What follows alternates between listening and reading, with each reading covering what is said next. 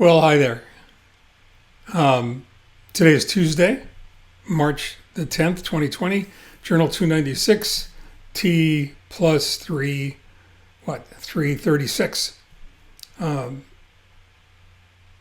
I spent yesterday, one of the reasons that I didn't record yesterday was I spent the whole day fighting with a software company and support in a program that I had purchased some time ago for recording work that I was doing, very high level recording program, the one I'm using right now actually, that I needed to go ahead and record a presentation, a remote presentation for a meeting, a conference that I was supposed to attend and did not, cannot, because of my immune system and the fact that I'm 100% immunocompromised and can't really be amongst large crowds of people. And, this would be a rather large meeting. And unfortunately, it wouldn't be prudent for me to do that. And we've talked about paralysis, prudence, caution, and all of those things before.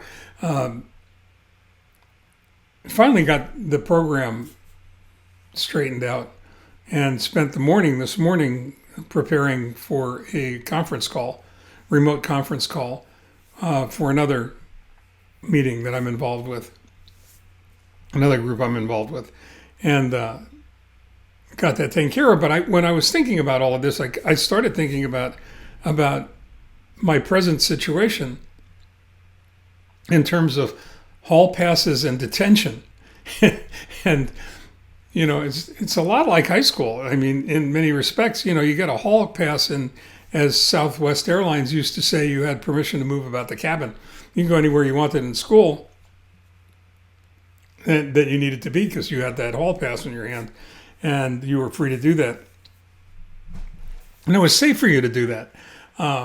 Or you could go ahead and do something untoward. You could do something wrong and ultimately find yourself dealing with detention and, being confined to, one room and having your freedom removed. And this COVID-19 coronavirus thing, very much like detention, especially if you're immunocompromised like I am, and you can't really move about the cabin. And you're forced to go ahead and figure out creative ways to interact with people if you're a people person and your world has all of a sudden begun to shrink and is starting to become uncomfortable. You can call it cabin fever, you can call it whatever you want, but realistically, it is the lack of ability to get out and do what you want to do. It's having freedoms removed. It's the fact that we're going to have to communicate differently depending on how long this crisis lasts, and how creative we can be figuring out different ways to cope with it, different ways to live with it, different ways to be creative. We can do Zoom meetings, we can do Skype meetings, and more of that's happening and more of that's going to happen. We can go ahead and create content and then put it online without actually having to be there. Although you have to wonder about how much of human interaction, how much human contact is lost by not being there, by not being close. And by close, I don't mean you have to, shake hands. I don't mean you even have to worry about an elbow bump or a Vulcan signature hello or whatever. You don't have to touch to be close. But I think that when push comes to shove, when all things are taken into consideration, we're basically pack animals, aren't we? We live in clumps and like to be surrounded by our clan, by our family, by our tribe. We like to be within a group. We are more secure. We feel safer in a group. And when you find yourself in a self-imposed quarantine, and if you're me, that's where you have to be right now. Either by chance or by choice. I mean, realistically, I don't like to give in to the consequence of stolen mobility.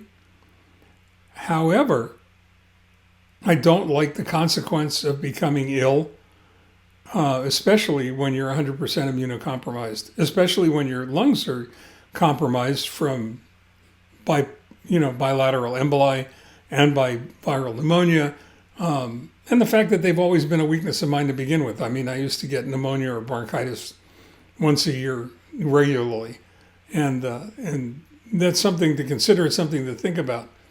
So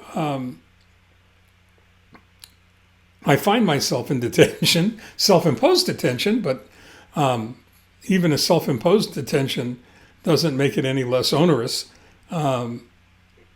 It just makes it a little bit more understandable. And living in this very small environment where I spend so much of my time, the question now becomes, how creative can you be?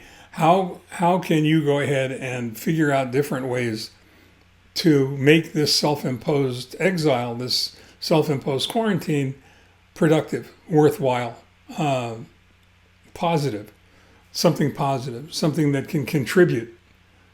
And that's the challenge. And that's what I'm working on right now.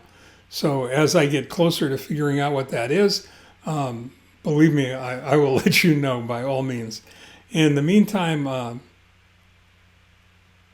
going to go back to my detention and think about different ways to mitigate this situation in a powerful, positive way.